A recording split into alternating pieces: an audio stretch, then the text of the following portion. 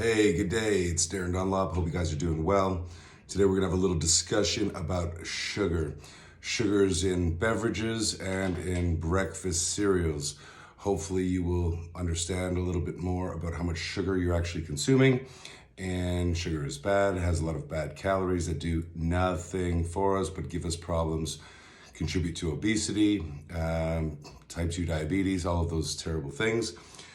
Anyways, so what we've got here is I've measured out the grams of sugar that are in the various beverages so I can illustrate to you just in fact how much sugar there is in these various beverages.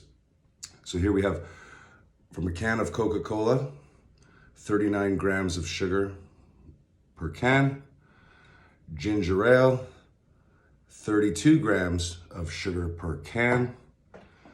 We've got Gatorade. Now Gatorade, it comes in a larger bottle, which is basically double the size of a can of pop.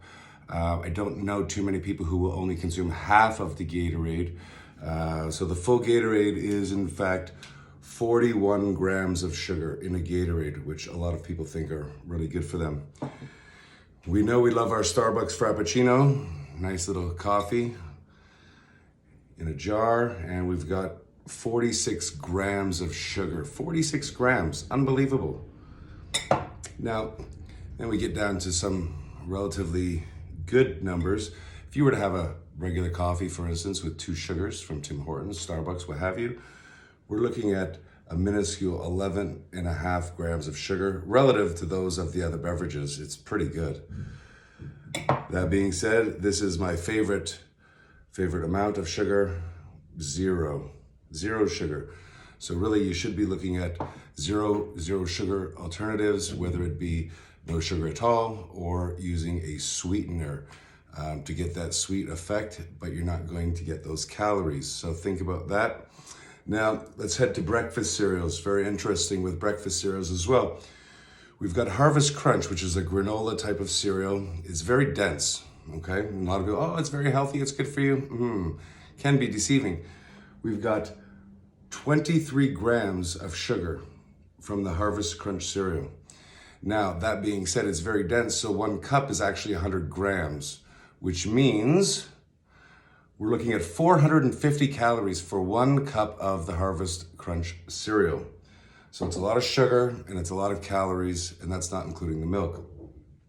We then have loads of raisin, not Raisin Bran, I would assume they're very similar, but loads of raisin, 21 grams of sugar, and that's 190 calories.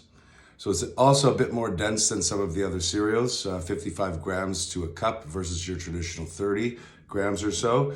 But again, 21 grams of sugar for the Raisin Bran type cereal.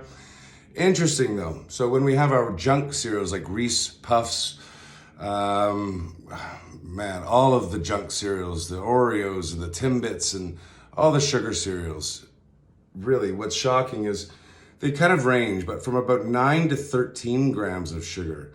So it's actually less than the Raisin Bran significantly, less than the Harvest Crunch significantly. You would not think that.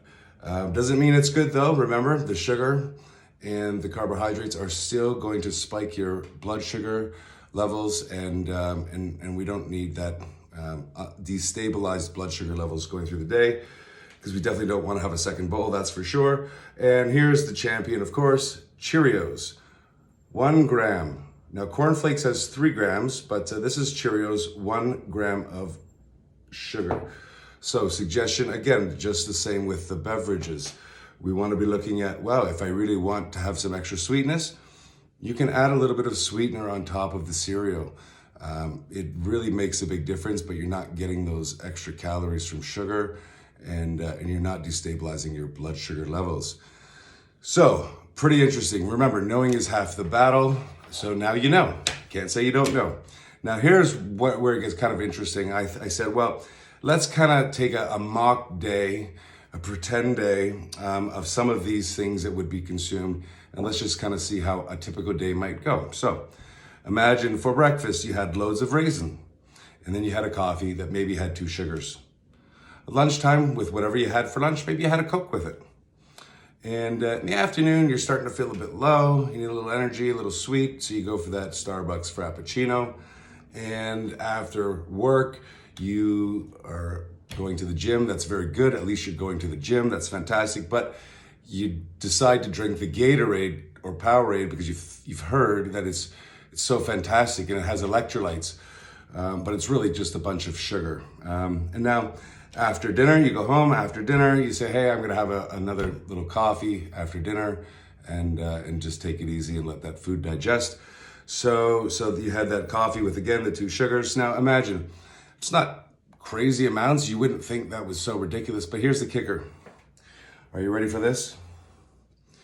This is the amount of sugar you would have consumed if you just had that mock day's worth of a few beverages, a cereal, etc. This is the amount of sugar you could be consuming on a day-to-day basis without even realizing it. This amount of sugar right here, look at this. This is a lot of sugar. That equates to 680 calories. Unnecessary grams of sugar. So, New Year's here. Let's get healthy. Let's get fit. Let's watch what we're putting in our bodies. Let's make better decisions, all right? So let's get that done and start paying attention to the nutrition labels. Every food product has it. Every beverage has it. Take a look. And don't be afraid to use the sweeteners. They are your friend. Let's get those calories down. Remember, calories in versus calories out. If we're at a deficit, we will be losing body fat. All right. Thank you very much. Have a great day. And don't forget to subscribe and like this video and leave a comment. Until we meet again.